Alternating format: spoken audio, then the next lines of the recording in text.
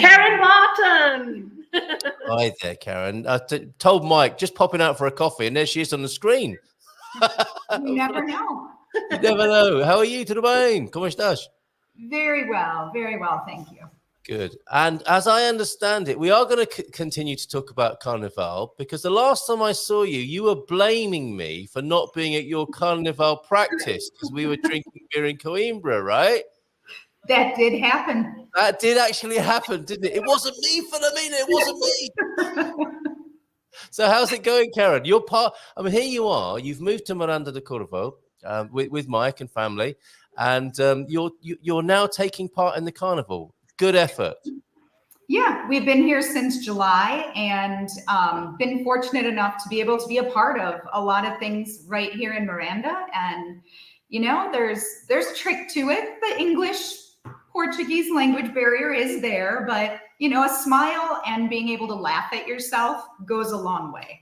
Perfect. And it sounds like you've been learning the language with Filomena, and you've been drawn into the culture by taking part in the carnival. How is that part of it? The culture of the area or of Carnival? No, of being involved in. Well, I'd love to hear what you think about Miranda, so you can explain where that is in the country and what other people might like to learn about Miranda do Corvo generally. But what's it like being involved deeply in the community and being part of the Carnival procession and festivities? You know, as cliche as it might seem, I feel very honored to be a part of it. I'm new here, and I feel like even if I don't know someone's name or their story or something like that, if I pass by them at the grocery store or walking on the street, you feel a little bit more a part of the community. Even though it's not a close personal bond, people recognize you, you recognize them. They say hello. Yeah, people say hello. One woman, after one of our practices, Mike had dropped me off because our family had to be in some different places. And you can imagine how shocked I was when one of the women that I didn't know at all, who didn't speak English, and my Portuguese is pretty horrendous, offered to give me a ride home. Isn't that lovely? Yeah. So, you know, it's pretty great. Yeah. So you recommend it. She's part of the community now, so it doesn't matter if you know her personally or not. She is one of us. That's so lovely, because we can forget that, can't we? As a foreigner coming into a community, you're seeing lots of people around you, aren't you? But from everybody else, from the community's perception, you're very obviously a new person. Yeah. And they're relating to you in that way, aren't they? There's that new person. Oh, wow, look, that new person's taking part in Carnival. Excellent. And that's a really brilliant bit of integration, I think. So good on you for doing that. And Pete's asking, awesome. He says, so has Karen got her chimney sweep outfit? So have we moved on from Egyptians to chimney sweeps this year? Well, yes, we are not chimney sweep, but we are going to be street sweepers. Yes. Okay, so not chimney sweeps, but street sweepers. Karen and I taking our broom. Is that a Carnival thing? Is it a Catholic thing? Is it a Portuguese thing? No, nothing to do with no. It's carnival. So it's pagan, not Catholic. Okay, all right. Yeah. So this is interesting. But I've got an idea that maybe the mayor thought, okay, we need to save a bit of money on the services that we're providing. If I can convince everybody in the carnival to dress up as street sweepers, yeah, everything. We'll get a street like double bubble. We get it's okay, two birds with one stone there. Fantastic. And Pete adds as well, it's just fantastic getting involved, especially with the amazing Filomena. So I imagine you would agree with that, Karen. Pete, yeah, always the same Pete. But he's absolutely right. You do encourage people, I think, to get involved. Not just learning the language, right, Filomena, to do the cultural things as well. And obviously, Karen, that's paying off.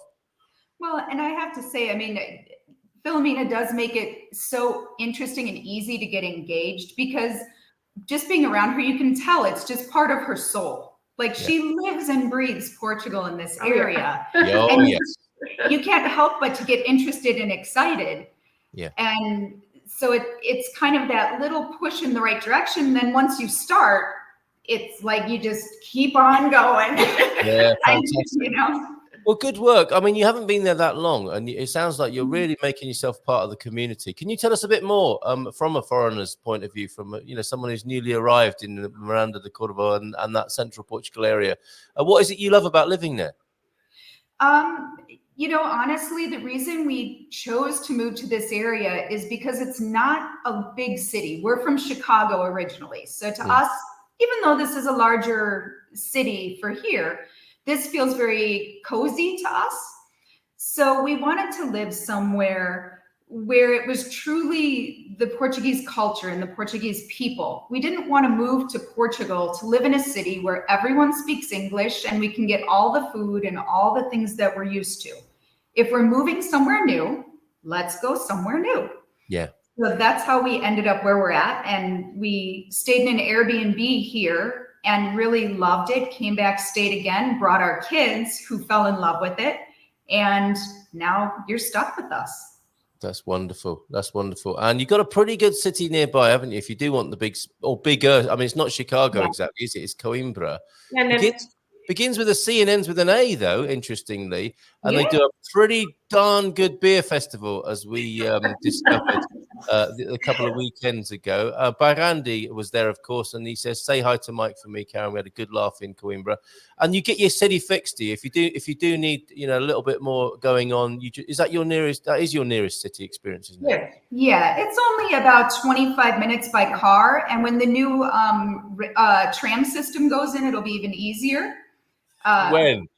Yeah. Have we got a date on that yet, Philip? They're working on it. Let's keep hope. Let's keep hope. I was talking to somebody about the train. Who was it now? Oh, it was an American guy who seemed to know a lot about it. I think he lives in Coimbra, that's why. And he was telling me that this Coimbra, it's a train that runs on the road, isn't it? And the other place that has a similar technology is China. So Coimbra are really sort of, ahead of this curve of public transportation with a train that runs on the road. It's not going to be a train exactly. It's more a bus than a train. But it used to be the train track, yes. Yes, but it's articulated, isn't it? It's a bus in like 3 or 4 sections that's articulated like a train. They say, yes, they say.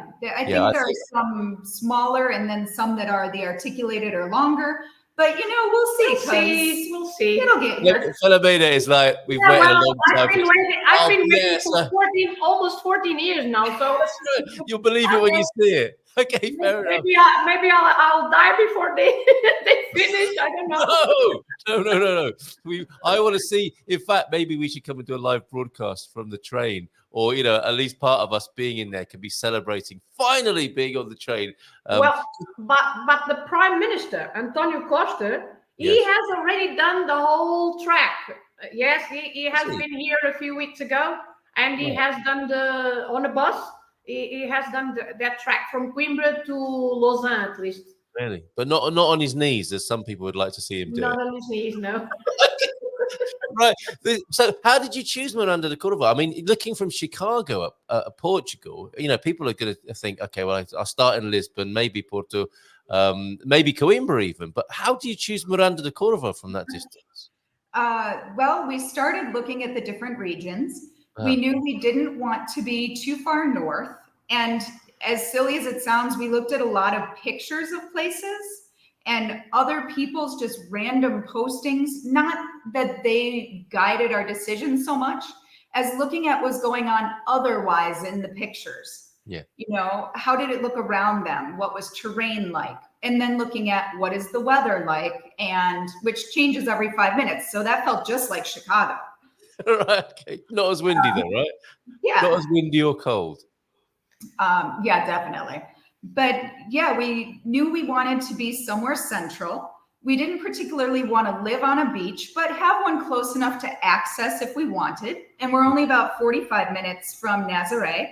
Yep. From Figueira da Foz. Yeah. From Figueira da Foz, yes, also. We wanted to have access to cities, but not live in one. And our daughter is 16. She goes to the high school here in town. Brilliant. And she takes the bus from right behind the high school into Coimbra, and she can go with friends. It's very safe. It takes her 45 minutes to an hour on the bus. Yeah, that must be reassuring. Because I guess if you were thinking, you know, my girl's going into Chicago for the evening, that didn't happen, right? Okay, yeah, fair enough. How reassuring. And what does she make of it? What's her? Because that's quite a change for a 16-year-old and a teenager. What's it been like for her? Well, we gave her many choices in the process. We said that we would wait as a family if she wanted until she was done with high school.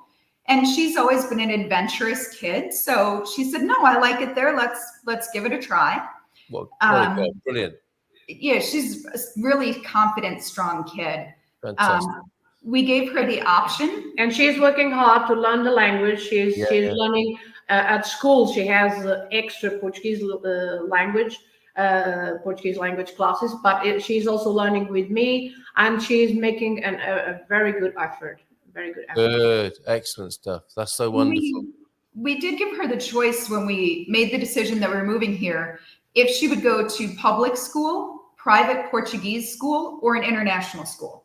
And her response was, if I'm moving there, I want to go to school with the people I live with. Wow, she's amazing. What a great choice. She jumped right in the deep end with very, very minimal Portuguese and hit the public school running. And she uses a lot of Google Translate, and her homework takes a little while because she translates back and forth. But you know, she's really been amazing. Yes, and she does sound amazing. I think I met her briefly. The first time we met was at the Coimbra Fado experience, wasn't it? And I think we came along to that as well. That was the first time we met you as a family. But we were focusing. We weren't chatting, were we? Our rapt attention on the Fado performers in front of us there. That's really great to hear your story, Karen. Anything else you want to tell us about, you know, ending up in Central Portugal and how you got to make that decision? Yeah, I think I would encourage people to really consider it. If you want to live somewhere where you can be a part of the culture and you can really learn what it feels like to be someone new, I would try Central Portugal. The weather is mild as far as you don't get extremes of one or the other, at least not for many days at a time. The people are very kind. It's easy to get around.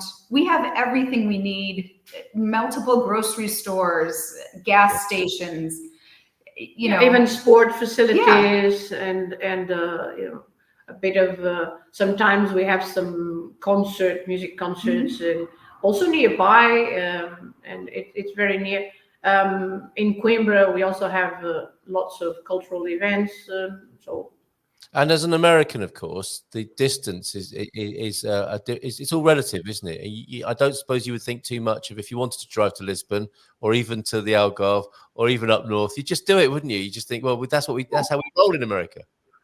Well, and you know, for us, it may take an hour and a half to get to a restaurant. Just going, you know, for us, maybe 10 miles across Chicago will take an hour and a half.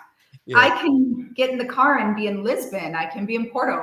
You know, there's so much that's easy to do. And the public transportation, the buses and the trains are great. So yeah, and good value, because we were talking about the housing crisis yesterday. It was a very interesting show yesterday. And obviously, you know, prices are going up in the most popular areas and parts of Portugal.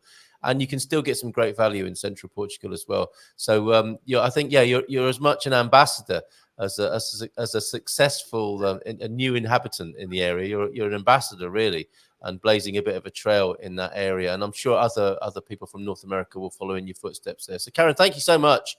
You're going to stick around to the end of the show because